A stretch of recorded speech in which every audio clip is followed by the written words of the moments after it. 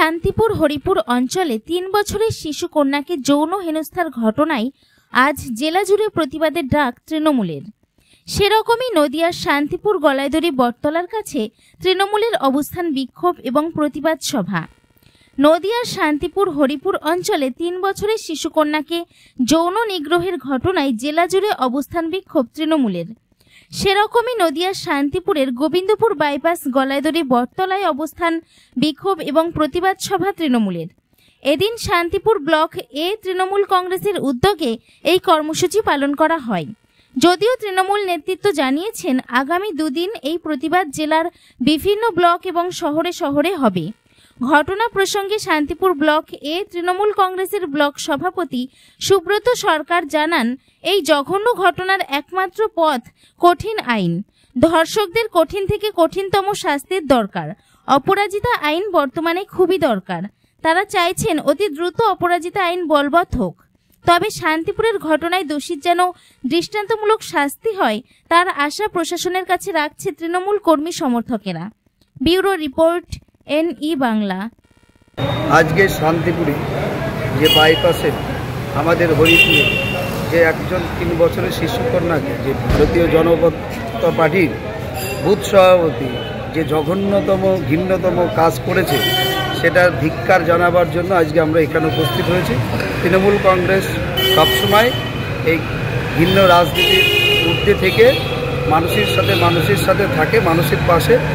যে কাজ করেছে তার শাস্তির দাবিতে আজকে আমরা এই বাইপাসে উপস্থিত। আপনার নাম পরিচয়? সজল কুমার বিশ্বাস, নদিয়া জেলা পরিষদ সহকারী সভাপতি। আজকের ঘটনা সম্পর্কে বলতে ভাষাই প্রকাশ করা একটু কষ্টকর। যে ঘটনা ঘটিয়েছে, যে ভারতীয় জনতা পার্টির একজন বুথ সভাপতি শান্তিপুর ব্লকের হরিপুর অঞ্চলের নিসিংহপুর গ্রামে একটা 3 বছরের শিশু কন্যাকে পাশবিকভাবে নির্যাতন করেছে, তারই প্রতিবাদে, তার শাস্তির দাবিতে, তার ফাঁসির শাস্তির দাবিতে আমরা আজকে এখানে ধর্ণা দিয়েছি। শান্তিপুর ব্লক তৃণমূল কংগ্রেসের পক্ষ থেকে এবং আমাদের বাবলা অঞ্চল তৃণমূল কংগ্রেসের পক্ষ থেকে আমরা আজকে এখানে ধর্ণা করছি যে এই যে ন্যাক্কারজনক ঘটনা তিনি ঘটিয়েছেন তার যাতে অতি দ্রুত তার শাস্তি হয়, সেই জন্য আজকে আমরা পথে নেমেছি তৃণমূল কংগ্রেসের পক্ষ থেকে। আমরা মমতা ব্যানার্জির সৈনিক, আমরা আন্দোলনকে পাথেয় করে চলি এবং সাধারণ মানুষ, গরিব মানুষের পাশে থাকার চেষ্টা করি সবসময়। আপনি নদিয়া জেলা পরিষদের নারী শিশু কল্যাণ দপ্তরের কর্মাধ্যক্ষ, এই বিষয়ে আপনি কোনো পদক্ষেপ নিয়েছেন ব্যক্তিগতভাবে?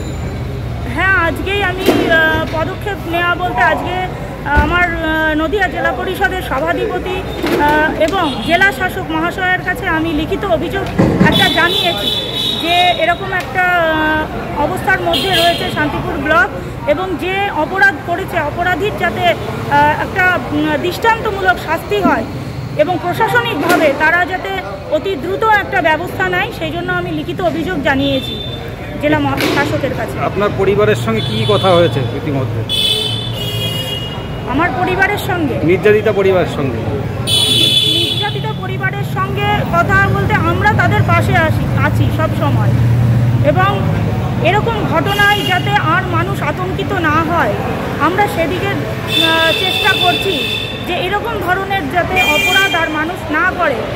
তাই জন্যই আমাদের মাননীয় মুখ্যমন্ত্রী যে নির্যাতনের যে একটা অপরাধ, নির্যাতিত হওয়ার যে একটা অপরাধ যে করছে, অপরাধীর যাতে একটা শাস্তি ফাঁসি হয়, সেই আইনটা আনার জন্য আমরা চেষ্টা করছি তৃণমূল কংগ্রেসের পক্ষ থেকে আমাদের মমতা বন্দ্যোপাধ্যায়ের হাত ধরে। আপনার নাম এবং আবার একটা পরিচয় জানাবেন? আমার নাম বাসন্তী সরকার, আমি নদিয়া জেলা পরিষদের কর্মাধ্যক্ষ, নারী ও শিশু উন্নয়ন, জনকল্যাণ ও ত্রাণ স্থায়ী সমিতির কর্মাধ্যক্ষ। আজকে কি জন্য এই আন্দোলন? আপনারা ইতিমধ্যে অবগত আছেন যে আমাদের শান্তিপুর ব্লকের নিসিংহপুরে 3 বছরের শিশু কন্যাকে বিজেপির মেম্বার পদপ্রার্থী ছিলেন তার বাবা বিজেপির বুথ সভাপতি মনোরঞ্জন হালদার নির্লজ্জভাবে শ্লীলতাহানি করেছেন নির্মমভাবে।